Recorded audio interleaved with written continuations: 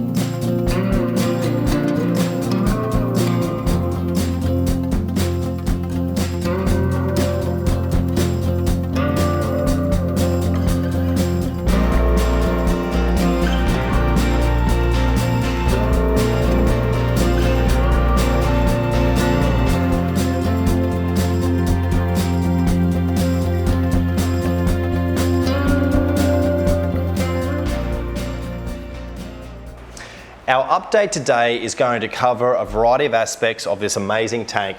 We'll talk about the corals and how they're going. We'll talk about the fish that we have in this tank, and we'll look at the equipment and the changes that we've made over the last 5 years. So let's start by looking at the coral.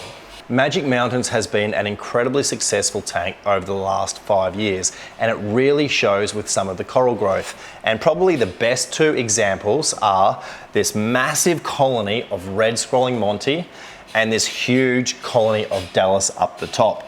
Now you can see this Monty colony is really multi-layered, and it's providing this huge amount of cover, creating a shaded area underneath. Now this has in fact created a real challenge to keep any corals under this Monty, and the problem that we are having with this tank is the fact that the corals have been growing too well. Now we've decided to keep this Monty in place because it does look really good because of its size. It really creates a bit of variety of shape with this big bommy, and it really adds a lot of color, so it looks particularly good. The Dallas colony on the top has actually been replaced. About 2 years ago, the colony was about 3 times the size it is now. It was hitting the surface of the water and we had to take it out. It was a real challenge to get this huge colony out of the small opening at the top, but we were able to do it, and we put a section of the colony back in place, and it's grown to the size that it is now. Let's have a look down the other end of the tank. One of the things I always think about when I look at this tank is just the way that it has really become a victim of its own success. And the coral growth at the top, where they're getting the best light, has really caused problems for the corals below. And this section here, you'll notice on previous videos that we've done of this tank, has been filled with things like chalice, soft corals, we've had corallimorphs and things like that, and there really isn't very much here anymore because of the fact that our pocky has grown out so much, as well as other corals up the top here. Really, the corals that are lower in the tank have been the ones that have suffered the most, but because the corals high in the tank are looking so good, the overall effect still looks great. You can see we've got some patches down here where there's not a lot of corals. At some point, we're really going to have to remove some of the acro at the top so we can keep corals down here. But you'll notice that another one of the problems that we have encountered is we've got a little bit of die-off and algae on some of the acros in this section here. And the problem is that we don't have the same water flow around the bommies and through the corals that we have had previously, and that has made it a bit of a zone for algae, and it is particularly hard to maintain the algae in this section here. Our plan is to use a treatment of continuum equation M, and hopefully that will fix the treatment, and then we will remove some of the dead bits of acro. But overall, you can see the vast majority of corals are doing great, and it really is an attractive looking bommy. So let's have a look around the other side of the tank. This tank is really famous for its twin bommy aquascape, and my favorite part of the aquascape of this tank is this area here, and the way this acro has grown out in this direction, and this red scrolling monty has grown out in a similar way. And the fact that we've got these ledging corals jutting out off the aquascape is really what creates this awesome effect. You can see we've got some other corals which are getting a bit of light low in the tank, which are doing quite well. The lobos, the candy canes, we've got some morphs in here. So some of the corals are low in the tank are doing really well, just the ones that aren't being shaded. So let's talk about the fish in this tank.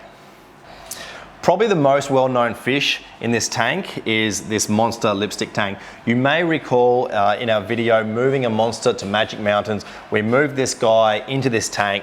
He's got heaps of space and he's doing really well in here. He's a particularly friendly fish. He always comes up to you, and he's definitely one of my favorite fish in all of the tanks that we look after. But we've got our a variety of fish doing really well in this tank. Of course, over the 5 years we've been looking after this tank, some fish have come and gone, but overall the fish health has been excellent, and the tank really has always been characterized by a heap of schooling fish. We've probably put in 2 or 3 batches of the chromis over the years. We've put in quite a few of the pyramid butterflies. I think probably, I don't know, we've probably put in about 10 over the years. I think there's probably 7 at the moment. We've got the purple tang, Desulmurai tang, different wrasses. There's all sorts of fish in here, and they've always done really well. So let's have a look at the equipment that runs this system and how it's changed over the years. This tank is lit with 8 Hydra 52s. And this lighting system is really one of the reasons why we've enjoyed such success with this tank. But one of the problems that we've encountered is because we've got a small amount of space above the tank, the lights are closer to the surface of the water than we would like. And the problem with that is that they have definitely copped a lot more splash than we would have wanted. And we have had to replace a couple over the years. Given that they've been on this system for 5 years, they really have done very well. But we've replaced this corner one with a Hydra 64, and as other ones fail in the future, we'll replace them with Hydra 64s. You can actually see the Dallas below the new Hydra 64 that's growing particularly fast and green, and the corals in this area have really benefited from the new light. So let's check out the filtration system on this tank, because that's definitely one of the most interesting aspects of this tank. One of the things we've changed on this system over the years is the filtration, and particularly the skimmer. We originally had a high door performer on this system, but now we've got the Octo Big Boy. I can't remember what model it is, but it's doing a really good job, and it's made a big difference to our nutrients. We've also got a Sea Torch reactor, RF25, and we've got roll phos in this one. We do suffer from high levels of phosphate in this system, and even with the reactor, the phosphate level is higher than we would like. So we're looking at getting a second reactor running on this system so we can lower the phosphate level. So the next sump down is the refugium. Let's see how that's going.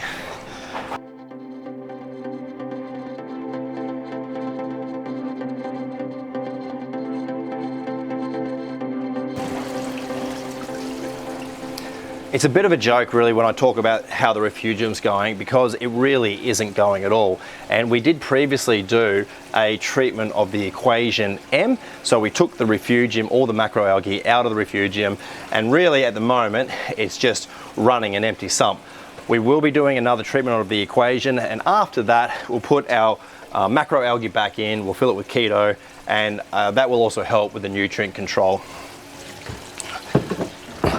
Whilst we're here, we've got our 2 150 watt Pentair UV sterilizers, and these are really what controls the disease on the fish upstairs. They have had small bouts of white spot come and go, but with the UV sterilizers, it keeps it all in check, and we haven't had any losses of fish due to disease. So, an interesting aspect of this system is the chiller, which is just through here. Underneath the house is where the chiller sits. It's a Halia 2200, you can just sort of see it here. And behind that we have our dosing pump and our supplements. Now this tank is running Triton these days, and that's one of the big reasons for the accelerated growth and the better coloration. This tank has done really well since we moved it onto the Triton, and it has proven to be a very economical system for such a tank with so much coral growth and consumption of elements. That's it for our 5-year update on Magic Mountains. It'll be really interesting to come back in another 5 years for our 10-year update to see exactly how this tank is looking. I think we'll see quite a few of the fish will still be here, but the corals will be very different. So many of these colonies are getting to the point that they really need to be pruned back, cut out, and refragged and put back into place. But that's our episode of Gallery Aquatica TV for today. Thank you so much for watching. I'm Cam the Fish Guy. Happy reefing.